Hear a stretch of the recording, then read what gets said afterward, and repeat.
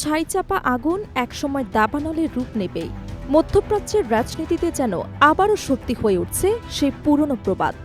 ইরানের পারমাণবিক কর্মসূচি ঘিরে নতুন মার্কিন গবেষণা এবং গোয়েন্দা মূল্যায়ন সামনে আসতে বিশ্বজুড়ে শুরু হয়েছে ব্যাপক তোলপাড়।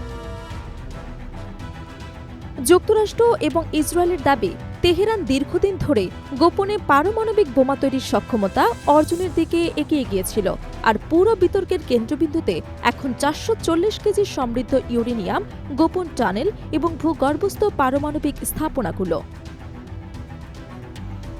মার্কিন গবেষণা সূত্রগুলোর দাবি, সাম্প্রতিক সামরিক হামলা এবং অভিযান সত্ত্বেও ইরানের কিছু গুরুত্বপূর্ণ পারমাণবিক কেন্দ্র এখনও পুরোপুরি ধ্বংস হয়নি, বরং সেসব স্থাপনায় থাকা সমৃদ্ধ ইউরেনিয়ামের বড় অংশই এখনও অক্ষত থাকতে পারে বলে আশা করা হচ্ছে।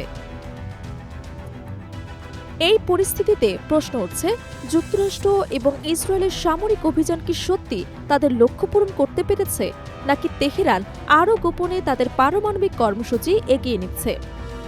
ইসরায়েলের প্রধানমন্ত্রী বেনজামিন নেতানিয়াহু আগেই দাবি করেছিলেন, সময়মতো পদক্ষেপ না নিলে ইরান খুব দ্রুত পারমাণবিক অস্ত্র তৈরি করে ফেলত।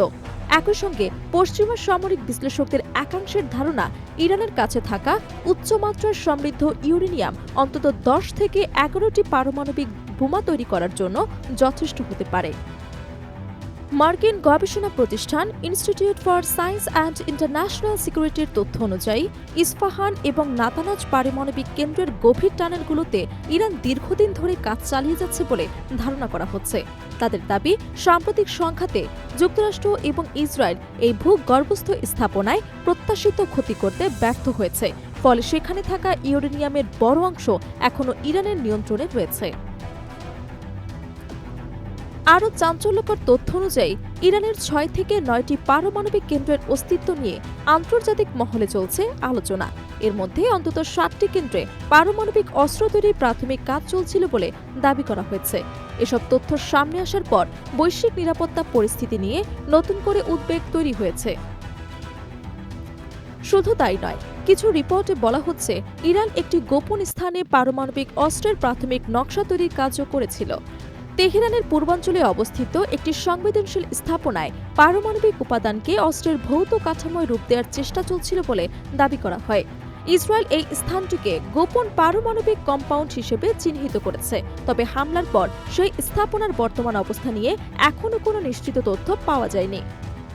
এদিকে আন্তর্জাতিক নিষেধাজ্ঞা, কূটনৈতিক চাপ এবং সামরিক হুমকির মধ্যেও ইরান তার অবস্থানে অনড়।